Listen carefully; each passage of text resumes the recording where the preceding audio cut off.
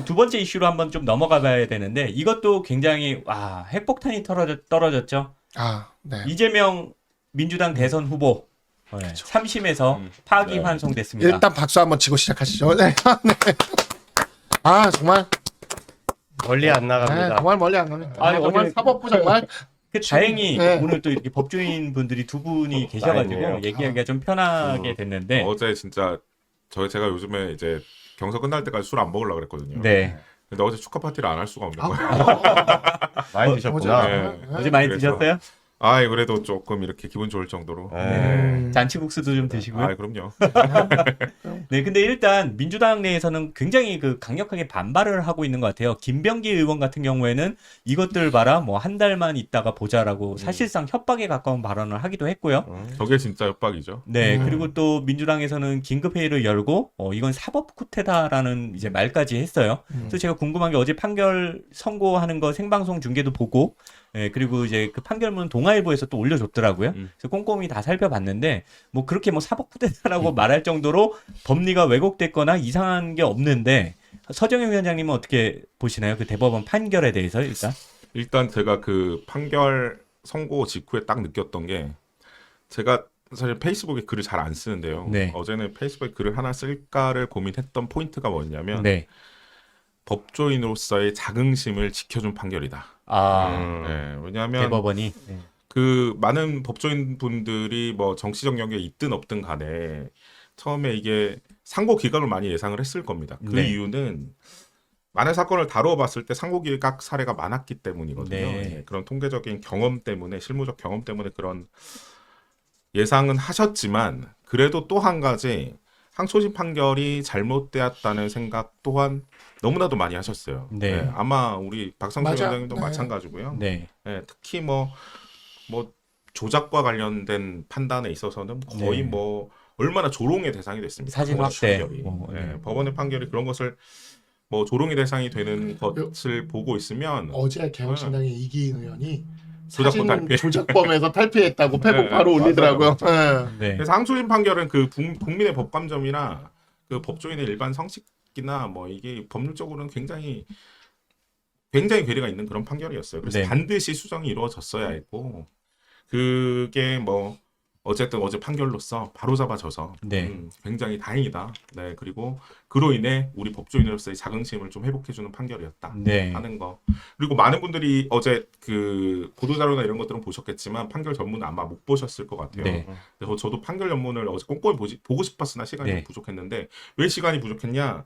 보니까 페이지 수가 83페이지예요. 그렇죠. 굉장히 길더라고요. 네, 그래서 제가 어제 차마 이 과정에서 꼼꼼히 볼 수 없을 정도로 네. 촘촘한 판결을 했습니다. 그래서 이것이 뭐 성급한 판결이다, 충분한 심리가 이루어지지 못했다 이런 거는 정말 정치적인 주장이고요. 네. 우리가 법과 원칙에 따라서 법치주의를 지키는 그런 판결을 했고 그것에 대한 존중과 경의를 표합니다. 네. 네. 그리고 또 한 가지는 우리 박상수 위원장님께 한번 여쭈고 싶은데 이 판결을 가지고 대법원이 일단 너무 빠르게 전원합의체에서 9일 만에 판결을 내렸으니까 사실상 이건 의도가 있는 거 아니냐라는 이런 반박 주장들이 민주당 내에서 그리고 지지자들 사이에서도 나오고 있는데 이렇게 좀 이례적으로 빨리 잡혀서 대법원이 이렇게 선고를 한 부분에 대해서 이제 트집을 잡는 거죠. 이 부분에 대해서는 어떻게 생각하십니까?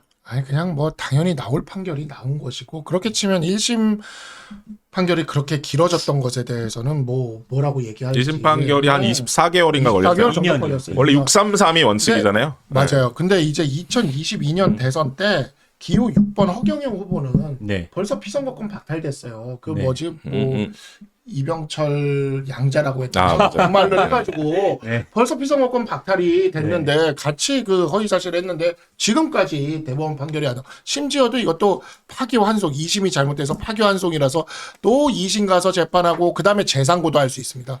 그러니까 사실상 이 파기환송은 5심제예요. 5심제.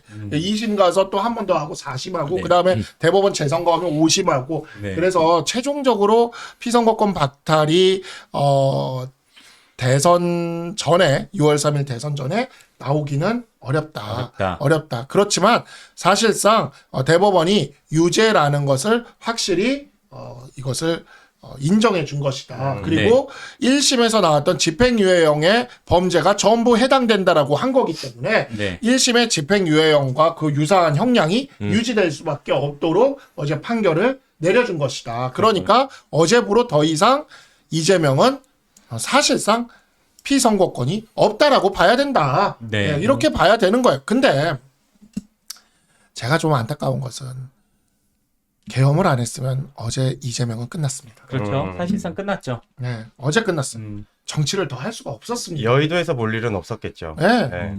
이제 뭐 법정 다니고 그렇게 하고 살았어야 되는데 계엄이 이재명을 살렸어요. 근데 일단 84조에 대해서는 그 명확한 이제 해석을 하지는 않은 것 같아요. 그러니까 대통령이 당선된 이후에도 저렇게 이제 재판이 가능한가? 저는 이 84부조 논란 관련해 가지고 가장 네. 먼저 하고 싶은 이야기가 우리 헌법 정신이 어디 있냐. 네. 우리 헌법 정신은 재판받고 있거나 뭐 유죄 인정되는 정도로 이렇게 파기환송 받고 하면 네. 대통령 선거는 나오지 않을 것이다. 그런 사람들은 네. 네, 대통령 선거 아주 상식적인 판단 하에서. 것이다를 전제하고 있는 그런 헌법이에요. 어떻게 그걸 상상이나 하겠습니까? 헌법 네. 제정하면서. 네. 그래서 이 구체적으로 써놓지 않은 거잖아요. 예. 재판받은 사람은 대통령이 그래서 그렇죠. 나오지 상상할 않을 수가 것이다. 없었지. 네, 네. 나오지 않아야 된다. 이거 말씀드리고 싶고 이런 것들을 왜 해석을 하고 있어야 되는지 참 모르겠으나 네. 우리가 그 시험 볼 때 네. 객관식 시험 풀어요. 네. 그럼 객관식 시험 풀 때 그 소추랑 동의어가 있어요. 네. 동의어로 생각하는 게 기소, 맞아요. 예, 공소 제기. 네. 저 이거 다르게 이야기하시는 분들한테 물어보고 싶어. 객관식 문제 나오면 어떻게 뭐 찍을 거예요? 뭘 어떻게 풀 거냐? 네. 예. 이게 어떻게 이게 대통령 당선 후에 재판이 가능하다고 해석이 되느냐? 네. 재판이 네. 가능하지 않다. 그러니까 소추를 재판과 동의어로 쓰는 거죠. 그렇죠. 네. 소추는 공소의 제기, 기소. 재판에 그냥 회부한다는 의미예요. 네. 그래서 이 헌법이 그 대통령이 당선된다고 해서 진행 중인 재판을 막고자 하고 있지 않고 오히려 헌법 정신은 재판이 진행 중이다. 라고 하면 대통령 출마선은 안 된다. 네. 하는 게 우리 헌법 정신이다. 네. 그렇게 그런 말씀드리고 취지에 싶습니다. 맞게 좀 갔으면 좋겠는데 참 요새 기형적인 이 일들이 너무 많으니까 김준호 대변인님 지금 이런 상황인데도 불구하고 사실 민주당은 지금 후보 교체나 이런 건 전혀 고려하고 있지 않고 오히려 집권 후에 두고 보자 이 말만 반복하고 있어요. 도대체 민주당은 왜 이러는 거예요? 그러니까 저도 그 말씀 드리고 싶었었는데 저 사람들은 다 레밍 같아요. 아. 약간 믿기로 한 것만 믿고 단체로 이제 약간 이상한 데 빠져 있는 것 같은데 저는 민주당한테 그걸 물어보고 싶었어요. 위성 후보 안 낼 거냐고.